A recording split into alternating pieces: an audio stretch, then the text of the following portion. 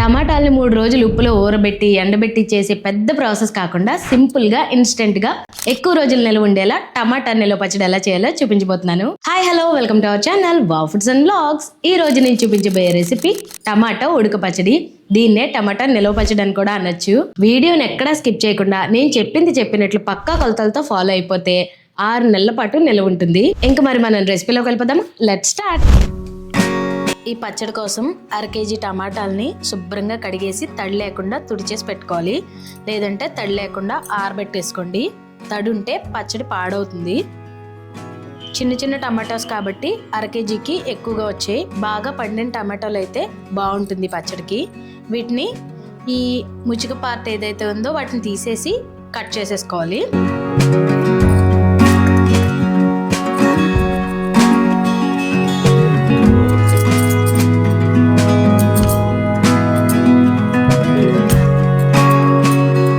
చిన్న ముక్కలు కట్ చేసుకోని అవసరం లేదు, పెద్ద ముక్కలు కట్ చేసుకోవచ్చు. ఎందుకంటే వీటిని మిక్సీలో వేసి మెత్తగా పేస్ట్ చేస్తాను, అందుకని పెద్ద ముక్కలు చేసుకోవచ్చు.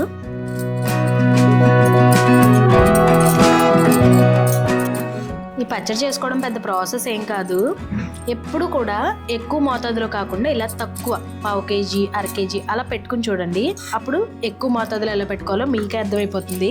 ఈ పచ్చడికి ఇలా బాగా పండిన టమాటాస్ అయితేనే బాగుంటాయి. పచ్చివి అయితే అంత బాగా పండిన టమాటాస్ అయితే గ్రేవీగా గుజ్జులో బాగా వస్తుంది.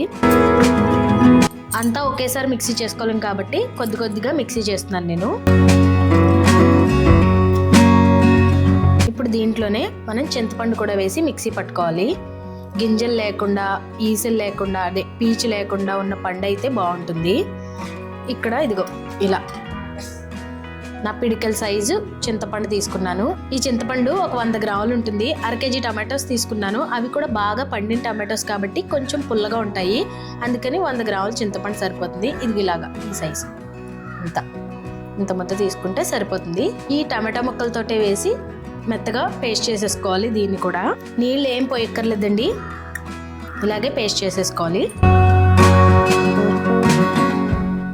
ఇప్పుడు పచ్చడికి మనం ఆవాలు మెంతులు డ్రై రోస్ట్ చేసుకోవాలి. నూనె ఏం వేయక్కర్లేకుండా డ్రై రోస్ట్గానే ఆవాలు మెంతులు వేయించుకోవాలి.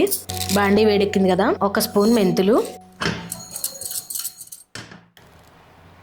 అదే చెంచాతో 1.5 స్పూన్ ఆవాలు. వీటిని సిమ్లో పెట్టి ఎర్రగా దోరగా వచ్చి మంచి స్మెల్ వచ్చేంత వరకు వేయించుకోవాలి. నేను ఇక్కడ 1/2 కేజీ టమాటోస్ తీసుకున్నాను కాబట్టి ఇవి సరిపోతాయి. మీరు కనుక కేజీ టమాటోస్ తీసుకుంటే దీనికి డబల్ తీసుకోండి. అదే 1/2 కేజీ తీసుకుంటే దీనికి సగం తీసుకోండి. అంతే, ఇలా అడ్జస్ట్ చేసి వేసుకోవడమే. ఒకసారి మీకు ఏమైనా సరిపోలేదు, కారాలు ఉప్పులు సరిపోలేదు అని అనుకుంటే కనుక మనం తిన్నప్పుడు తెలుస్తుంది కదా, అప్పుడు కొంచెం అడ్జస్ట్ చేసి వేసుకోవడమే, అంతే. మీకు నేను చెప్పిన దాంట్లో ఏ డౌట్ ఉన్నా కూడా కమెంట్ చేయండి. నేను ఫాస్ట్గా రిప్లై ఇచ్చి మీ డౌట్ క్లియర్ చేస్తాను. చూసారు కదా, ఈ కలర్ వచ్చింది అంటే వేగిపోయినట్టే. ఆవాలు చిటపట్లు ఆడుతూ ఉంటాయి, అది అలా చిటపట్లు ఆడుతున్నాయి అంటే వేగిపోయినట్టే. ఇప్పుడు మనం వీటిని పక్కన పెట్టి బాగా చల్లారిన తర్వాత మిక్సీ జార్లో వేసి మెత్తగా పొడి చేసుకోవాలి. ఇప్పుడు ఇలా వెడల్పాటి బాండీ పెట్టుకోండి. టమాటాలు బాగా ఉడుకుతాయి, పైకి వచ్చేస్తూ ఉంటుంది, తొణికిసలాడిపోతూ ఉంటుంది. అందుకని వెడల్పాటి బాండీ పెట్టుకోండి. దీంట్లో ఒక 2 స్పూన్ల దాకా నూనె వేసుకోవాలి. మామూలు నూనె, వేరుశనగ నూనె అక్కర్లేదు. పైన పోపు పెట్టుకోవడానికి అప్పుడు వేరుశనగ నూనె వేసుకుందాం. దీంట్లో మనం ఇందాక ప్యూరీ చేసి పెట్టుకున్నాం కదా టమాటా పేస్ట్, ఈ పేస్ట్ని వేసేసుకుందాం. మీరు కనుక ఎక్కువ మోతాదులో తీసుకుంటే గ్రైండర్లో వేసైనా చేసుకోవచ్చు. స్టవ్ వెలిగించుకుని సిమ్లో పెట్టుకుని ఉడికేంత వరకు ఉడికించుకోవాలి. ఆయిల్ పైకి తేలిపోయి ఈ టమాటా ప్యూరీ కలర్ మారిపోతుంది అనమాట, అంతవరకు ఉడికించుకోవాలి. మూత పెట్టుకోండి, లేదంటే చుట్టుపక్కల అంతా తుల్లిపోతుంది.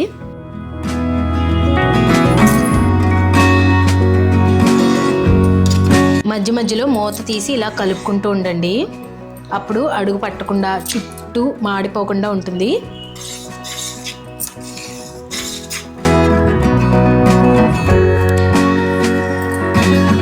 ఆయిల్ మొత్తం ఇలా పైకి తేలుతుంది కదా,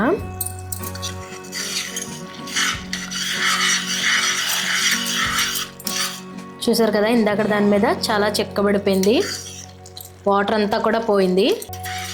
మీకే అర్థమైపోతుంది, ఇందాక చూసిన దానికి ఇప్పుడు చూసిన దానికి చాలా తేడా ఉంది కదా. దగ్గర పడిపోయింది, చిక్కగా అయిపోయింది. ఇప్పుడు మనం స్టవ్ ఆఫ్ చేసేసుకుని బాగా చల్లారనివ్వాలి. చల్లారిన తర్వాతే మిగతా ప్రాసెస్ అంతా చేసుకోవాలి. ఈ టమాటా ముద్ద చల్లారేలోపు మనం ఇంగువ నూనె కాచుకుందాం. బాండీలో 2 గ్లాసుల వరకు నూనె పోసుకోవాలి. వేరుశనగ నూనె అయితే చాలా బాగుంటుంది. ఊరగాయలకు ఎప్పుడు కూడా వేరుశనగ నూనె బాగుంటుంది. వేరుశనగ నూనె బాగా వేడెక్కిన తర్వాత 1 స్పూన్ ఆవాలు వేసుకోవాలి. ఇక్కడ మీరు వెల్లుల్లి రేకలు కూడా వేసుకోవచ్చు. మా ఇంట్లో వెల్లుల్లిపాయలు ఎవరు ఇష్టపడరు కాబట్టి నేను వేయట్లేదు. ఈ ఆవాలు వేగిన తర్వాత స్టవ్ ఆఫ్ చేసి ఇంగువ వేసి ఈ నూనె బాగా చల్లారనివ్వాలి.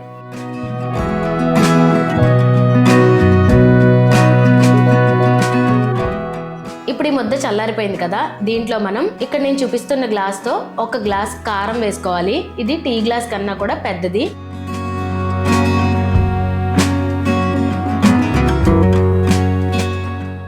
1 గ్లాస్ కారం, అలాగే ఇందాక మనం వేయించి పెట్టుకున్న పొడి కూడా వేసేసుకుందాం. ఆవాలు మెంతుల పొడి. దీంట్లోనే సగానికన్నా కూడా తక్కువ, చూసారు కదా, ఇంత తక్కువగా ఉప్పు వేసుకోండి. ఉప్పు కారాలు కూడా తక్కువ వేసుకోండి. ఎక్కువైతే మనం తీయలేము, తక్కువ అయితే మనం కలుపుకోవచ్చు. కారం కూడా కలుపుకోవచ్చు, పర్వాలేదు. ఆవాలు మెంతుల పొడి మాత్రం ఇది సరిపోతుంది. ఇంతకంటే ఎక్కువ వేస్తే చేదు వచ్చేస్తుంది, పచ్చడి బాగోదు. వీటన్నిటిని ఒకసారి మొత్తం కలిసేంత వరకు కలిపేసుకుందాం.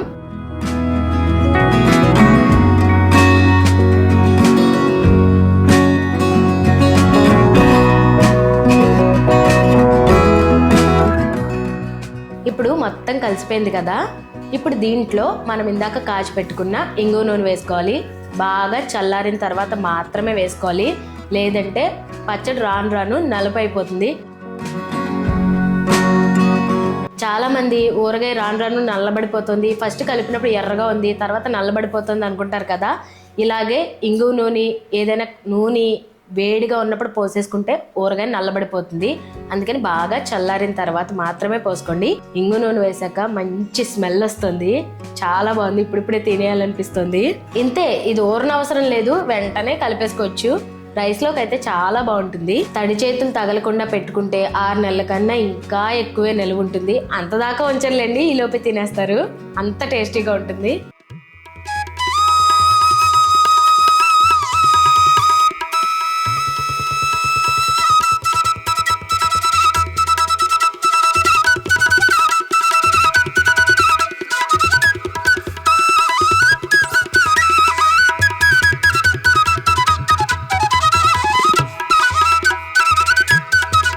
చూసారు కదా, చాలా సింపుల్గా అయిపోయింది.